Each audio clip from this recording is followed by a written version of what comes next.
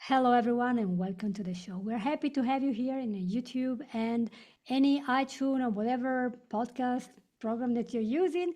And we're happy to talk about a very important topic today, which is youth justice solutions using AI and real actors. And we're going to do this with Stuart, who's coming all the way from Birmingham in the United Kingdom, I would say. United States by mistake in the UK. That's where I'm from. And he is a co founder of Virtual Decisions. And for over 30 years, he's been on the front lines of youth issues, from homeless people to knife crime issues. And so he's been using theater and technology to help young people to navigate those most dangerous crossroads we have when we are young and we don't know what to do with our life. So let's welcome Stuart, first of all, and let's get you to introduce yourself. Hello and welcome to the show. Thank you. It's lovely to be here. Hi, friends. So, why do you matter in this discussion about youth justice? Why are you so good with this? Why are we? Well, if I give you a little bit of information about what Virtual Decisions does, we use real world immersive film VR to create interactive VR experiences that allow young people and old people, to see the consequences of their actions in a safe virtual reality environment. And for me, as you mentioned, that goes back over 30 years. I started a company called Round Midnight back in 1992 when I was actually in my late teens. Myself and my co-founder Claire. Um, the idea was to create a theatre and education. Now, I'm not sure how familiar your audience will be with theatre and education. Um, it's basically when a troupe of actors go into a school. It can be in the morning, in the afternoon, and you perform a piece of theatre to a group of young people in a school hall, in an assembly hall, as we say in the UK. And the first piece we ever did was all about youth homelessness, and that has sort of set the tone for all the work we have done since. It's always had a very strong social impact agenda. We weren't just going into schools, um, doing Shakespeare or anything like that, as valuable as that is. We were working within schools doing pieces that we felt were important to young people, something that could impact their lives and help them. But we weren't just doing it in schools, we were doing issue-based work in pubs or bars, as you would say, in factories, even in doctors' surgeries. So wherever people were, that's where you'd find us. That's where we took the work. And we always used humour and authenticity as our way in to that work. Um, the rule was very simple. It couldn't be too artsy fartsy. It was never arts for art's sake. It had to feel real. Had to be real. We had to sound like our audience. If we started to sound like theatre people that were talking at you, then we'd failed. We'd lost them. So right from the very beginning, we were obsessed with voice and with authenticity, making sure that what we did resonated with the people in front of us and not just talking to other artists. Now, out of that grew our youth theatre, which is called Raw Talent, still going strong. We set that up a few years later, and it was almost like a laboratory for the way of working that we developed. It's quite rare for a youth theatre. It specialises in comedy, and every term, which was roughly every 12 weeks, we would write a brand new original show with that young cast in mind. What we'd do is we would sit down with them, we would listen to their ideas and their language, and we'd build a script around that particular group.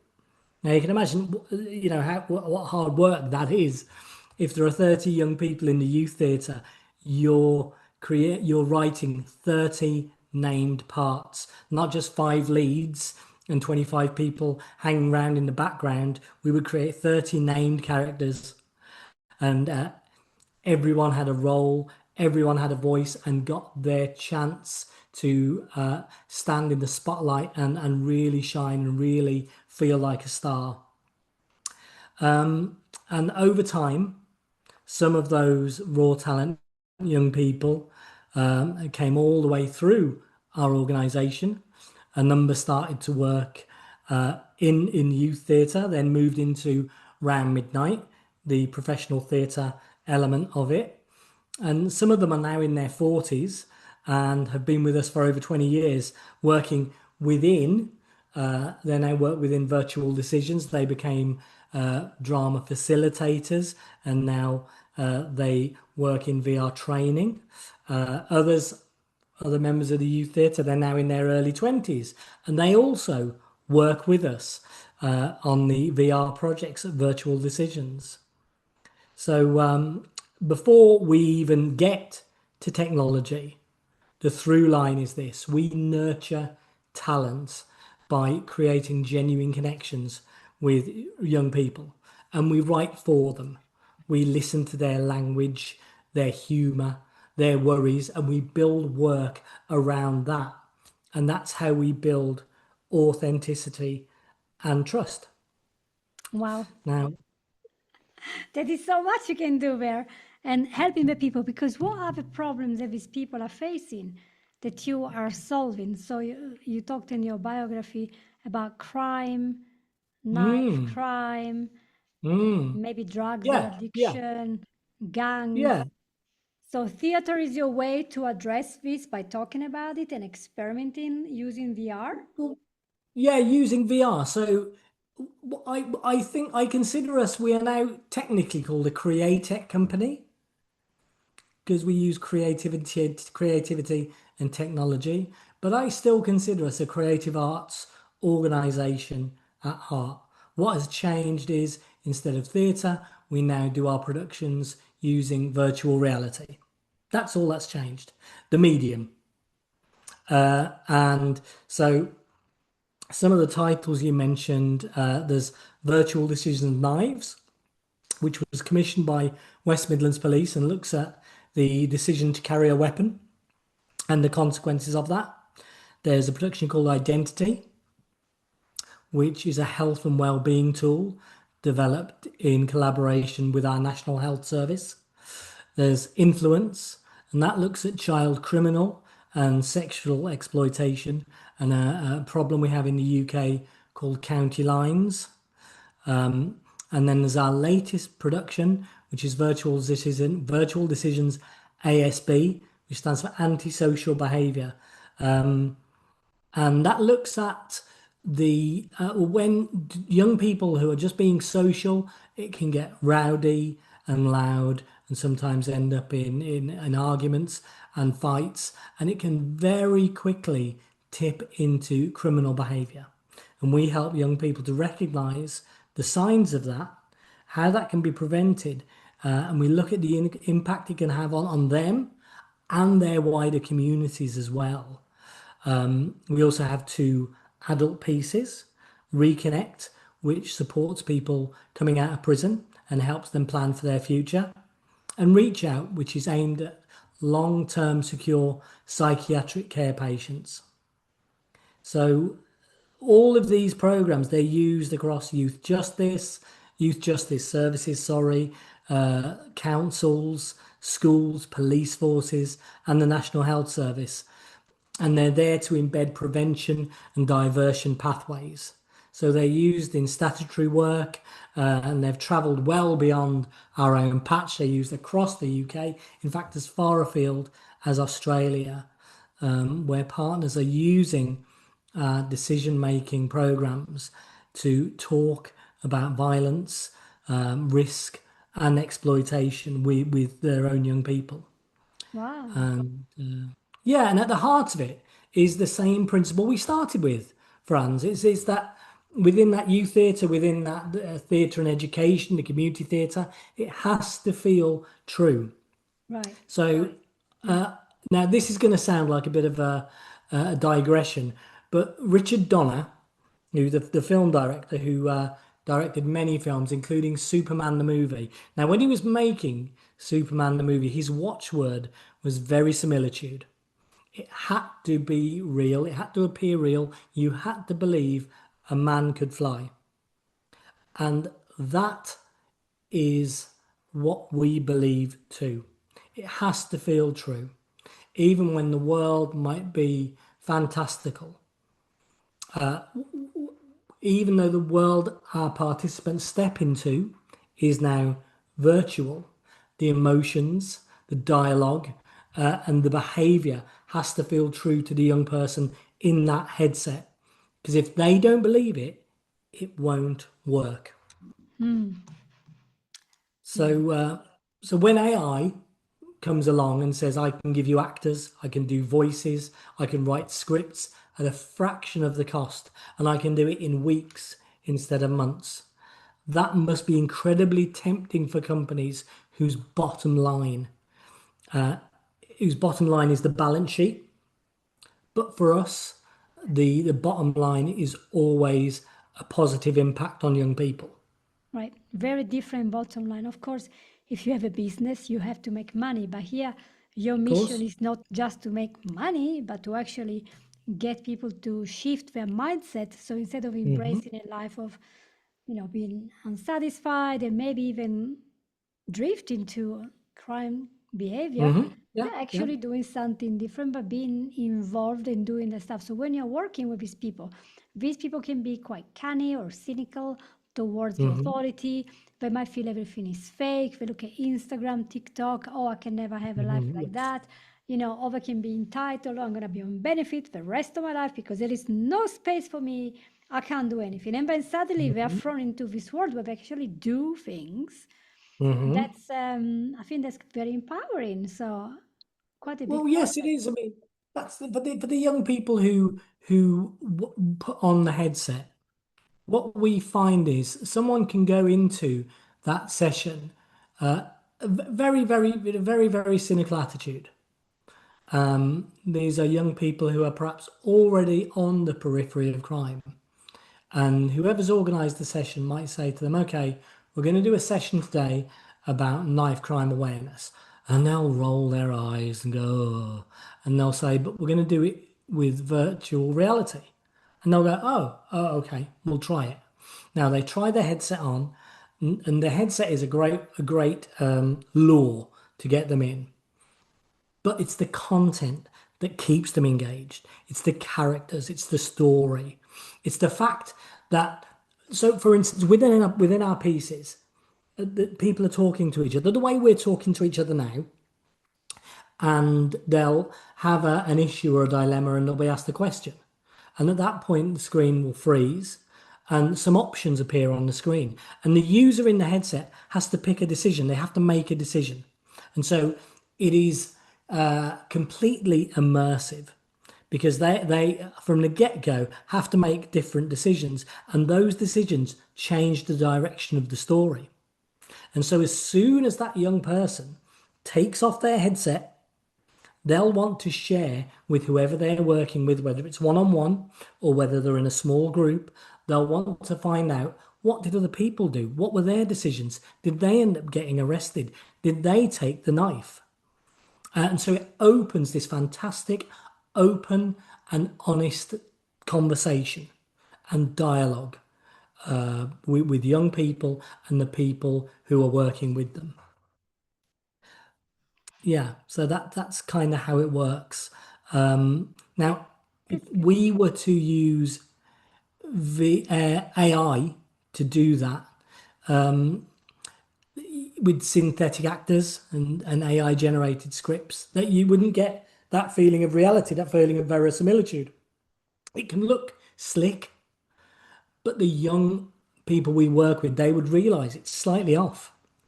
The reactions aren't quite right. The language isn't quite theirs. And they would spot it straight away. And teenagers are brutal at spotting things that are fake. And as soon as they decide it's fake, they disengage. And when they disengage, you lose the empathy, you lose the critical thinking, and you lose the behavior change. that the virtual decisions is designed to support. Now, we believe that we are changing minds and saving lives. And I don't think we could do that if we used AI to create our experiences. So there's also an ethical piece here. The young people we work with on our productions, they're all paid properly. Now, I'm talking about perhaps the actors that are in the pieces. And for many of them, this is their first professional job. And because there's a common argument within creative industries, I'm sure you're familiar with it, Franz, that the experience is enough. But we don't believe that. We create VR about serious issues like child exploitation. So we have a duty to make sure that we're not exploiting those young people. I mean, can you imagine it? Or indeed the crew who are making it with us. Wow. So Yeah. the issue for us isn't just that AI risks making the content feel less authentic. It's that every time we swap a real actor or crew member for an AI version, we're removing an opportunity, a first credit, a first pay packet Yeah, from that's the kind of people that we have spent over 30 years trying to champion. right. That makes sense because yeah, we will know that this is not real, and also we are missing that opportunity to create this mindset change by really acting with people, hearing real people, and not just Mm, a fake thing. And so you are having a framework that is not just helping; is based on the heart. That's the humans for the heart, and AI is just for helping. So you are in a youth justice setting when you're working with maybe mhm, more vulnerable children, people who might have trauma, might have mhm. experienced, maybe their family has issues. And Yes. so you outline how important it is that the faces remain human, although AI is very important. And you are Hmm. resisting this pressure to automate everything because you want to give them the first paid credit for something they've done. And so, how does providing this very legitimate professional opportunity to an at risk youth reinforce the very message of dignity and choice that your VIA program are trying to teach? Hmm. How does it reinforce that? For the actors that we employ, you are saying to them, you are valuable. Your time matters. What you do is important. We had, actually on Friday, we had a premiere for the ASB production. It's been out there, it's been used in youth justice settings, but the young people who made it hadn't had an opportunity to see it. And so on Friday evening, they came along with their friends and their family, and they saw themselves in VR for the first time. And you could see how incredibly proud they were, and they could see that what they were doing was making a difference. And so that is really, really important. And for the young people who wear the VR headsets in perhaps a youth justice setting, what you are doing is you are helping them to make safe, difficult decisions, but difficult decisions in a safe virtual environment, and perhaps encouraging them to think differently for the Right. first time and really starting to challenge those critical thinking skills. Because it just takes one bad decision. That's mainly what's happened to anyone involved in the criminal justice system. They've made a bad decision and it's perhaps spiraled from there. Yeah. So if we can get to them now in a safe virtual environment before they make those decisions and give them the ability to question those decisions before they actually happen, then I think, and in fact, I know it can make a real difference. Yeah, I think working here, like when the working pilot training, when the pilot is trained, he has to be Hmm. ready for all sorts of accidents, fire, the engine has died, a bird that's flown in front. And so what we do, they have a system and a protocol to use, and they have to Mm-hmm. study, learn it well, and then they Course. have to practice over and over in their virtual environment until Mm-hmm. it's so practiced, it's by rote of it, it's just automatic. But I have to That's right. think twice, just like when a person offers you a cigarette or a drink, and you have made the decision, I don't Mm-hmm. want to because I don't want to have health issues. I don't want to be addicted. So Mm-hmm. immediately the survival mechanism will come into action and say, don't do that because you know what's going to Mm-hmm. happen next. And instead of It's, underestimating it, you are now overestimating. Say, wait, mm-hmm. if I do this, that's gonna. So you're gonna have like a wider vision of what's gonna Mm-hmm. happen, which is incredible and much better than just preaching at young people and say, oh, knives are not good. But when they go back to their house, that's all they see. It's knife crime or gangs or whatever. Well, they're actually doing it. And as you know, as everyone knows, Mm-hmm. listen to this, your brain learns so much from listening and so much from doing, so much more. Absolutely. You learn so much more by doing, by Yeah, actually feeling that you're taking part in something. yeah, But the programs that we have, like the knives program or antisocial behavior program, we're not just dropping actors into a script that we've dreamt up in a meeting room. We are talking to young people, often as many as 1,200 young people, to research these projects properly. We talk to youth offending teams, we talk to police, to teachers, to people with lived experience. And those conversations, they shape the script, the way the people, even the way the people move, the way they may stand. We don't create the experiences in a meeting room or in isolation.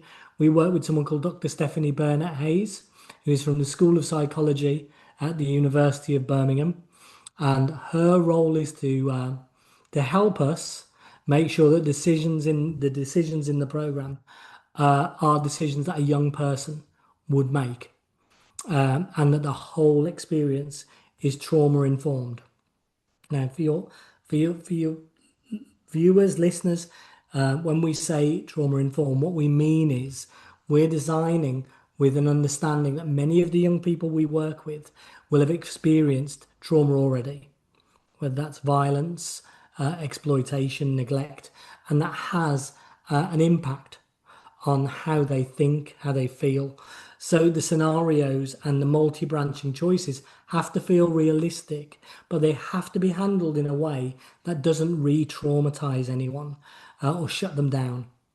So it's about giving them space to explore those difficult situations safely with support rather than just throwing shocking content at them. Because fans, I'll be honest, there is VR content out there that isn't suitable, that isn't trauma informed.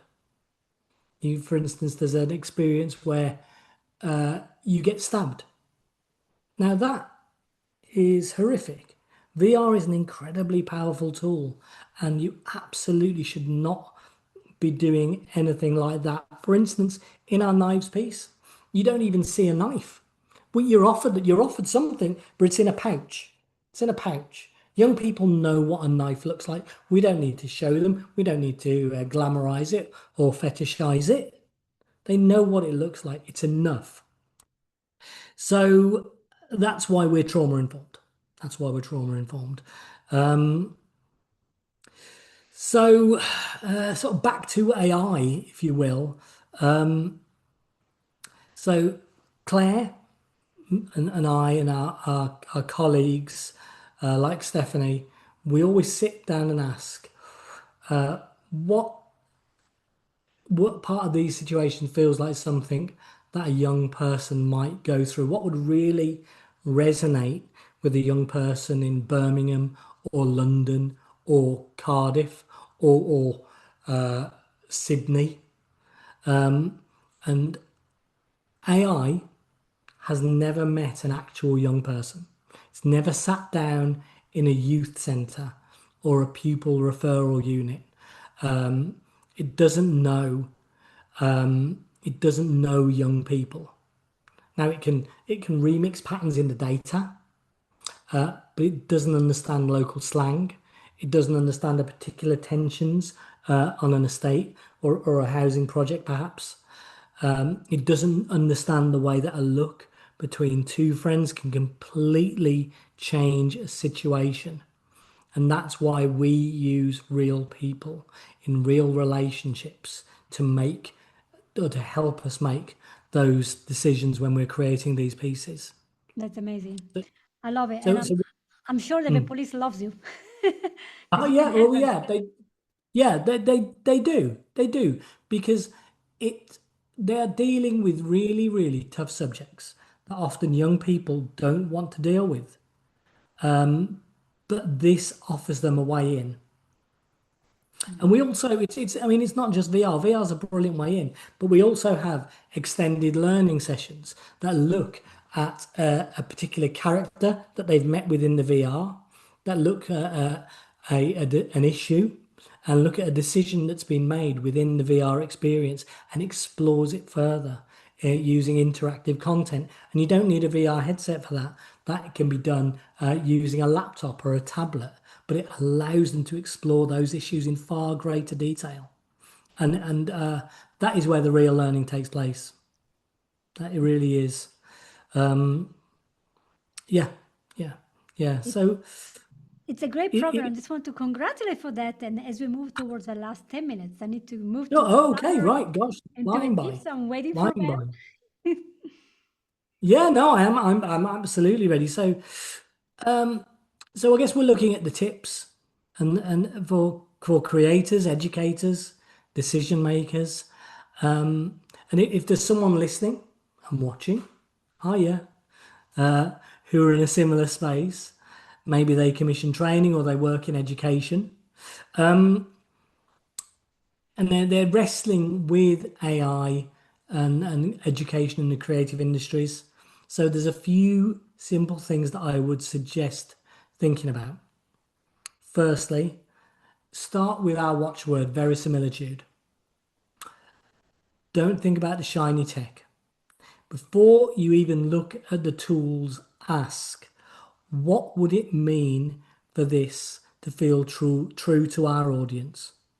How can this feel real to the people we work with? Now, for us, that's young people in schools, youth justice, working with the police. For someone else, it might be a completely different group, of course. But if you don't define what feels true, then you'll be blown around by whatever technology you use, whatever that can do. You need to know what you want to achieve first of all.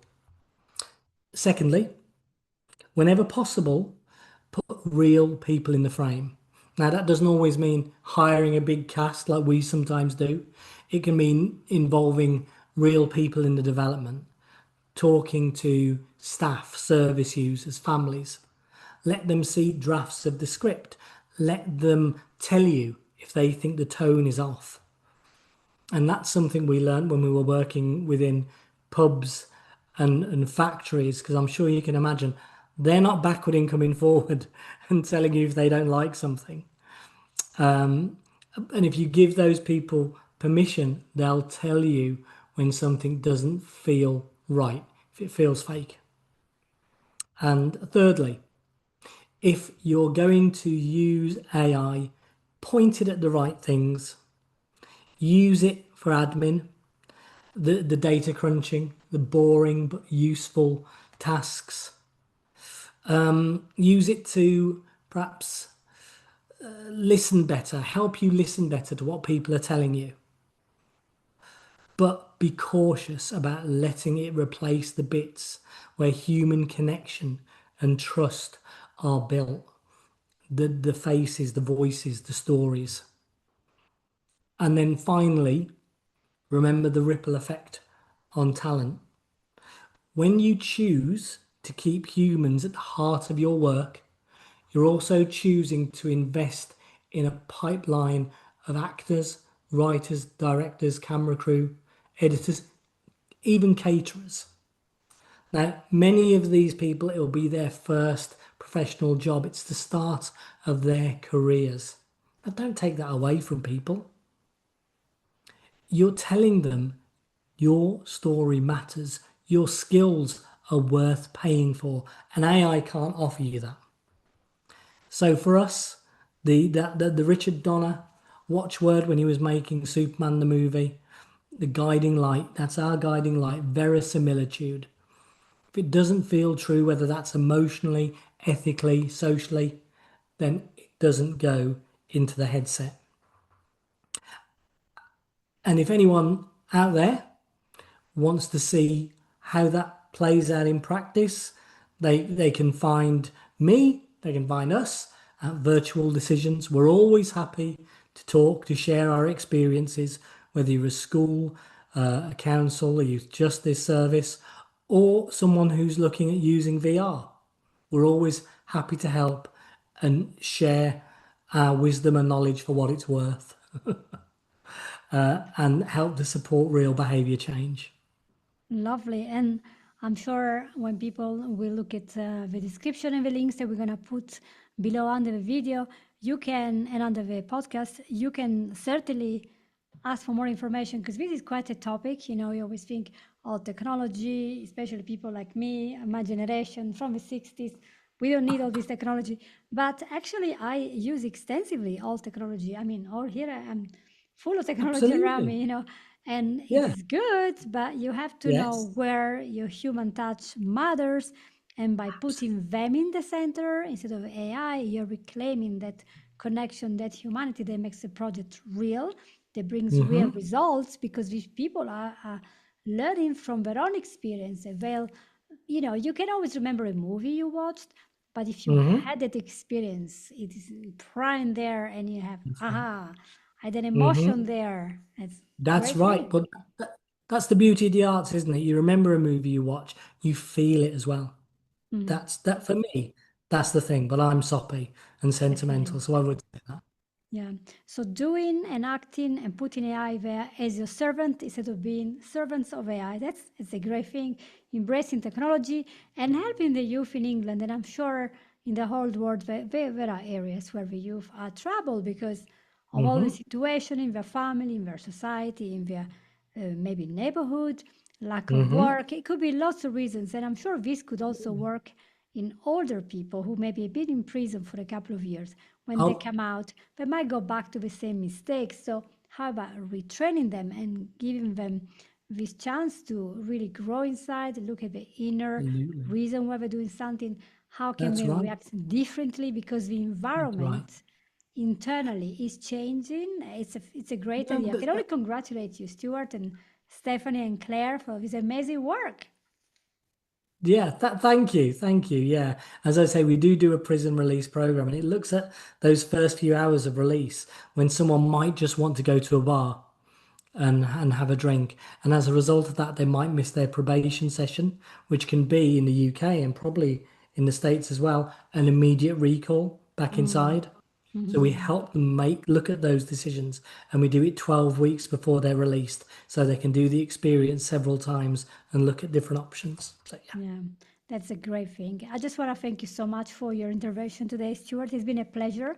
I learned so much, and I have great hopes that you who are not in a perfect situation, they get into these programs, they get to talk Hmm. about it, and they get to share it. And so, Hmm. where do they find you if you want more information? Is there like a specific website you want them to go to? Yeah, there is. You can visit us at www.virtualdecisions.co.uk. Easy. Virtual decisions. So virtual isn't bad. We just have to use the tool in a proper way so we get Hmm. to create the life that we want instead of acting on autopilot and redoing the same mistakes over and Absolutely. over. Yeah, Brilliant way of putting it. Absolutely. that's it. Fantastic. Well, thank you everyone for being here with us and joining this amazing conversation. I really hope you will want to click like, subscribe to have more amazing episodes about how we can create this new life. And please follow Stuart Lane and his work and his virtual solutions. And of course, we'll see you all next week with new tips on how to create a perfect life. Well, not perfect, but just a life that you want. Thank you all and bye bye. Thank you. Bye bye.